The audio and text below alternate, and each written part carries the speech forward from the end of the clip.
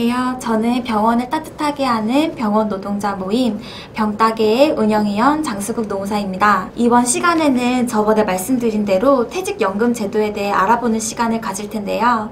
특히 퇴직연금 제도의 두 가지 형태인 DB와 DC를 전격 비교해보는 시간을 가지도록 하겠습니다. 그 전에 퇴직연금 제도에 대한 설명을 빠뜨릴 수가 없는데요. 이 퇴직연금 제도는 기존의 퇴직금 제도의 단점을 보완하기 위해 만들어진 제도입니다. 기존의 법적 퇴직금 제도는 퇴직 전 3개월의 급여를 기준으로 해서 근속연수 기준으로 1년 기준 30일치의 임금을 지급했었습니다. 사실 이런 퇴직금은 노동자의 노후 보장을 위한 제도이고 젊은 분들에게도 이 퇴직금을 통해서 한동안 일을 안 하더라도 생계를 이어나갈 수 있는 중요한 역할을 해왔습니다. 그런데 퇴직금이라는 게 퇴직 시점에 목돈이 발생하는 거다 보니까 회사 입장에서는 생각지 못한 큰 돈이 나가버리는 경우가 발생했습니다. 이럴 때 회사가 지급될 능력이 되면 다행인데 만약에 회사가 어려워서 지급될 능력이 없었을 때 노동자 입장에서는 이 퇴직금을 받지 못해서 많은 문제들이 발생했었습니다. 이런 상황들이 반복되자 퇴직연금 제도가 만들어졌는데요. 퇴직금을 회사가 그냥 가지고 있는 게 아니라 미리미리 퇴직연금으로 제3자인 금융기관에 쌓아두고 나중에 퇴직을 했을 때 그때 쌓아뒀던 연금을 지급하는 방식으로 퇴직연금이 들어오게 된 것입니다. 이런 퇴직연금은 현재 30인 이상 사업장이라면 의무적으로 가입되어야 합니다. 2022년이면 모든 사업장이 의무적으로 가입하여야 합니다. 지금 퇴직연금으로 가입된 금액만 200조 원이 넘는다고 합니다. 이렇게 퇴직연금을 정말 많이 가입하고 있지만 퇴직연금에 잘 모르는 경우가 정말 많고 내 퇴직연금이 잘 쌓이고 있는지 무관심한 노동자들이 너무 많습니다. 그래서 오늘은 퇴직연금을 잘 알아보고 DB와 DC 형태를 비교해보는 시간을 가져보도록 하겠습니다. 먼저 DB와 DC를 비교해보기 전에 자신이 퇴직연금 가입되었는지 안 되었는지를 확인해 봐야 됩니다. 퇴직연금은 노동자가 회사를 다니는 동안 회사가 노동자에게 지불해야 될 퇴직금을 은행이나 보험, 증권사에 맡겨두는 것을 말합니다. 이렇게 퇴직연금에 가입되어 있는지를 확인하려면 금융감독원의 통합연금 포털을 이용하시면 되는데요. 회원가입을 한 뒤에 연금정보 조회 신청을 하면 내가 가입한 퇴직연금 그리고 개인연금까지 조회해 볼 수가 있습니다. 본격적으로 퇴직연금 DB와 DC를 비교해보는 시간을 가질 텐데요. DB형은 확정급여형이라고 부릅니다. 여기서 급여가 정해졌다는 것은 노동자가 받을 퇴직금의 급여가 미리 확정된다라는 뜻인데요.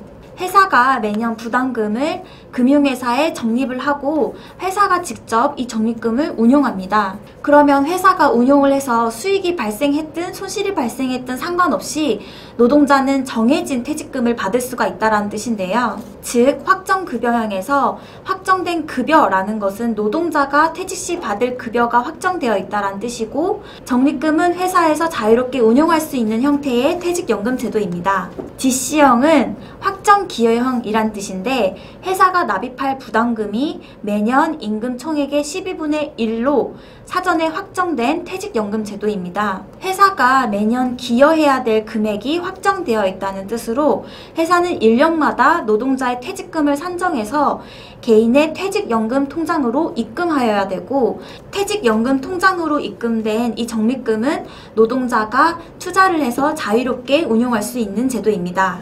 조금 어렵게 설명을 드렸는데 조금 쉽게 회사 입장에서 얘기해보자면 DB형은 일종의 자유적금처럼 회사가 돈이 많을 때는 조금 더 많이 넣고 돈이 적을 때는 적게 넣어서 결국 노동자가 받을 최종 금액을 맞추면 된다라는 뜻입니다. 반면 DC형은 정기적금처럼 매년 회사가 내야 될 돈이 꼬박꼬박 정해져 있다라는 뜻이죠. 그러면 이 DB형과 DC형 무엇이 더 유리할까를 한번 따져보도록 하겠습니다. 일단 DB형의 운용 주체는 회사이고 DC형의 운용 주체는 노동자입니다. 그래서 내가 만약에 투자를 해서 임금 인상률보다 더 큰 수익을 얻을 수 있다 라고 판단이 된다면 내가 직접 운용할 수 있는 DC형을 선택하는 것이 더욱 좋습니다. 그리고 DC형의 단점을 꼽자면 내가 만약에 임금 인상률이 높다 라고 했을 때는 법적 퇴직금보다 이 DC형을 가입했을 때 퇴직금이 조금 더 작을 수도 있습니다. 그런데 DC형의 가장 큰 장점은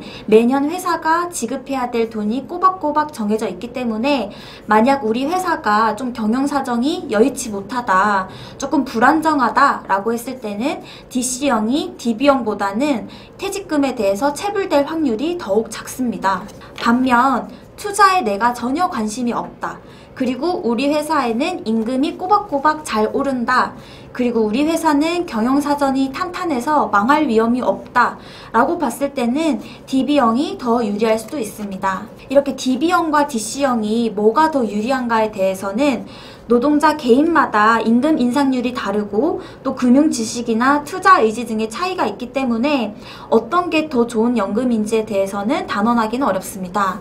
그러나 이 퇴직연금이라는 게 노동자 개인이 선택할 수 있는 내용은 아니고 우리 회사에서 이 퇴직연금 제도를 운영하겠다라고 하면 그에 따를 수밖에 없기 때문에 일단 우리 회사의 퇴직연금이 무엇인지를 확인하고 이 퇴직연금의 장단점이 무엇인지 파악하는 것이 더욱 좋습니다. 마지막으로 퇴직연금과 관련된 사업주의 의무를 알려드리도록 하겠습니다. 퇴직연금에 가입되어 있는 사업주는 매년 1회 이상 퇴직연금에 가입된 노동자한테 우리 회사의 퇴직연금 제도가 어떻게 운용되고 있는지 그리고 어떤 상황인지에 대해서 교육을 실시해야 됩니다. 이런 교육을 전혀 실시하지 않는 경우에는 과태료가 부과될 수도 있다는 점 기억해두면 좋을 것 같습니다. 그리고 가끔 병원이 퇴직금을 작게 지급하려고 고의적으로 금융기관에다가 근속기간을 속이거나 그리고 임금 수준을 작게 신고한다던가 퇴직자나 이직자에 대한 사항을 신고하지 않는 경우들이 있습니다. 이렇게 정보를 누락하거나 거짓 정보를 신고하는 경우가 있는데 이런 경우에는 임금체불 진정과 비슷하게 고용노동부에 진정을 제기해서 시정을 요구할 수도 있습니다. 지금까지 퇴직연금 제도에 대한 비교와 그리고 퇴직연금 제도에 대한 사업주의 의무사항을 알아봤습니다. 다음은 이제 마지막 시간인데요. 실업급여에 대해서 알아보도록 하겠습니다. 특히 가장 궁금해하시는 자발적으로 이직한 경우에도 예외적으로 실업급여를 받을 수 있는 사례에 대해서 준비해봤으니까요. 다음 시간에도 많은 시청 부탁드립니다.